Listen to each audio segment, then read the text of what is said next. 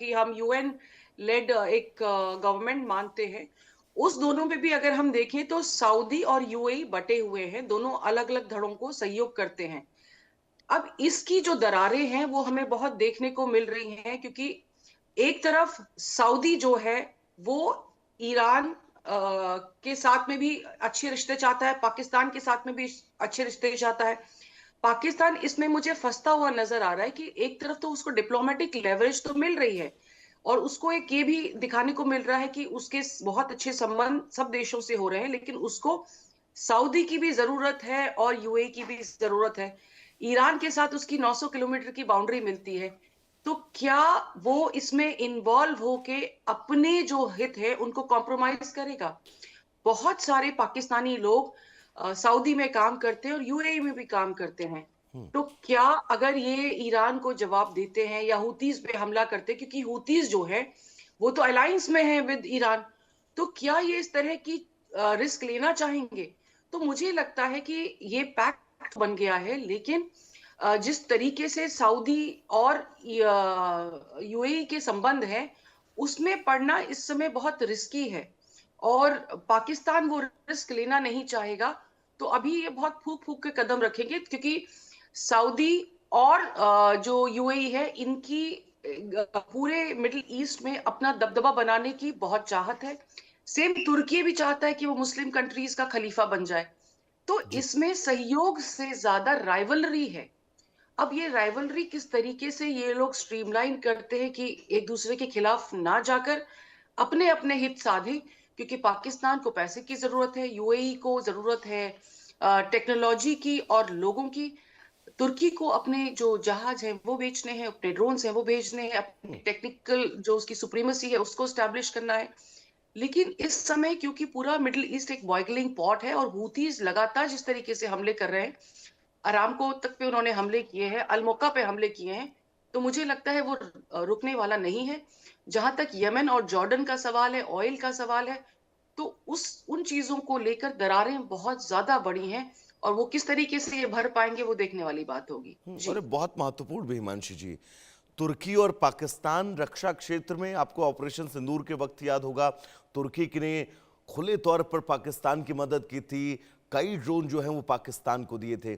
लेकिन अब अगर स्थितियां भारत और पाकिस्तान के बीच दोबारा से बिगड़ती हैं तो तुर्की तो खुलकर फ्रंट पर हमेशा रहता है भारत के खिलाफ, लेकिन बात अगर सऊदी की करें तो सऊदी के रिश्ते भारत से बहुत अच्छे हैं, बहुत शानदार हैं। इन रिश्तों के बीच मुझे लगता है सऊदी के सामने एक बहुत बड़ी चुनौती होगी कि वो किस दिशा में आगे बढ़े। बिल्कुल वैभव, आप बहुत सही कह रहे हैं। देखिए, गल्फ में जितनी कंट्रीज हैं सबकी प्रायोरिटीज अलग अलग हैं। जी। अब जैसे कतार को ले लें, उसकी अपनी एक फॉरेन पॉलिसी है। ओमान को ले लें, वो बातचीत पे बात करता है। जहां तक सऊदी और यूएई का सवाल है, तो ये भी देखिए भारत को अपने खेमे में रखना चाहते हैं, क्योंकि इनसे हम काफी सारा तेल भी लेते हैं और हमारी मैन पावर वहां पे काम भी करती है। इनके जो जहाज हैं, जो शिप्स हैं, उस पे भी भारत के जो लोग हैं, जो मरीनर्स हैं, वो बहुत सारे लोग काम करते हैं। तो इनको आवश्यकता डेफिनेटली भारत की है और भारत को इनसे तेल चाहिए। अब पिछले साल भी हमने देखा था कि जब सऊदी पाकिस्तान के साथ में एक कॉन्ट्रैक्ट में गया था, मिलिट्री डिफेंसिव कॉन्ट्रैक्ट में गया था, उसके बाद सऊदी के जो प्रिंस हैं वो भारत आए थे, और मोदी जी भी 2 घंटे के लिए वहां पे गए थे। तो इस तरह की चीजें हो रही हैं। भारत एक बहुत ही बड़ी रीजनल पावर है और उसको आप इग्नोर नहीं कर सकते। You can love me, you can hate me, but you can not ignore me. और भारत की जो आवश्यकता है वो है कि हमको तेल चाहिए ही चाहिए, लेकिन उसके अलावा हमारे पास बहुत सी ऐसी चीजें हैं जो हम एक्सपोर्ट करते हैं। हमारा अनाज जाता है, गेहूं जाता है, मैन पावर जाती है, टेक्नोलॉजी जाती है। जी।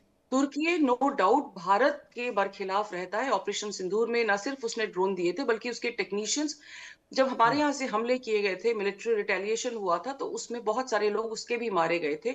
और उसके बाद जो इंडिगो क्राइसिस हुआ था वो उसी का नतीजा था, कि क्योंकि ये जो कंपनी है ये काफी हद तक तुर्की से ऑपरेट होती थी इंडिगो, तो इन्होंने एक क्राइसिस क्रिएट करने की भारत में कोशिश की थी। Turkey is not a reliable country for India. However हमारे संबंध सऊदी से भी हैं, यूएई से भी हैं और तुर्की से भी हैं। हम ओपनली किसी के भी साथ कन्फ्रंटेशन में नहीं हैं। और सेम जो ये पैक्ट की आप बात करते, तो ये पैक्ट भी डिफेंसिव पैक्ट है, ये कोई ऑफेंसिव पैक्ट नहीं है। ये कहीं भी बात नहीं करते हैं कि अगर हूतीज इन पे हमला कर रहे हैं तो ये तीनों जाके उस पे अटैक करें। अटैक कर देंगे, लेकिन हाँ डिफेंस जरूर करेंगे।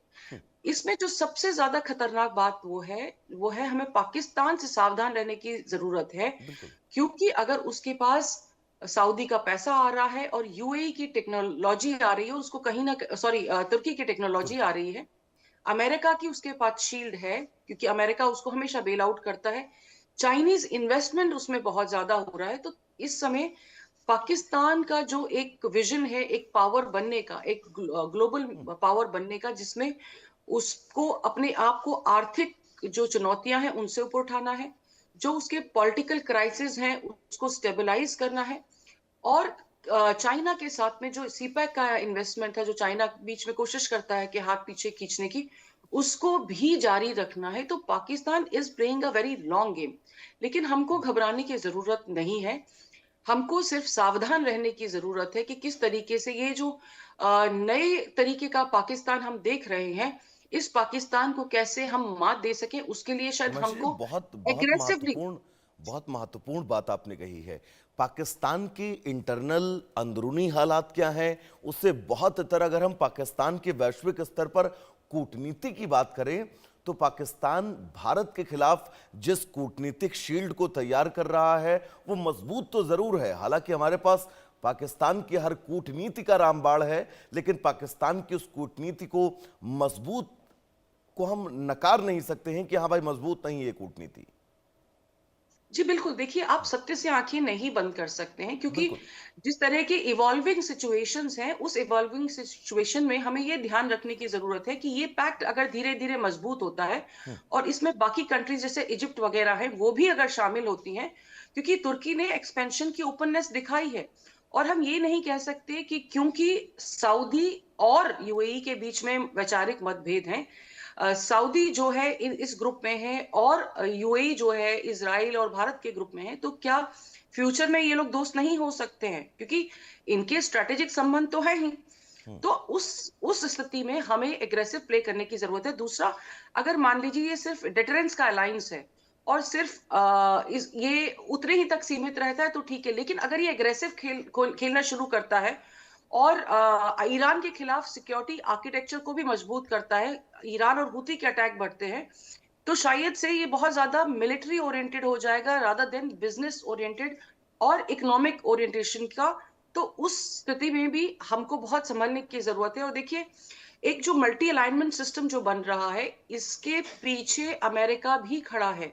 हम ये नहीं नकार सकते हैं कि अमेरिका इनको शह नहीं दे रहा है, क्योंकि तुर्की ऑलरेडी नाटो का सदस्य है और अमेरिका चाहता है कि एक ऐसी पावर यहां पर बने, तो इसको सिर्फ एक मुस्लिम अलायंस कह के या एक अपकमिंग नेटो अलायंस करके हम नकार नहीं सकते हैं।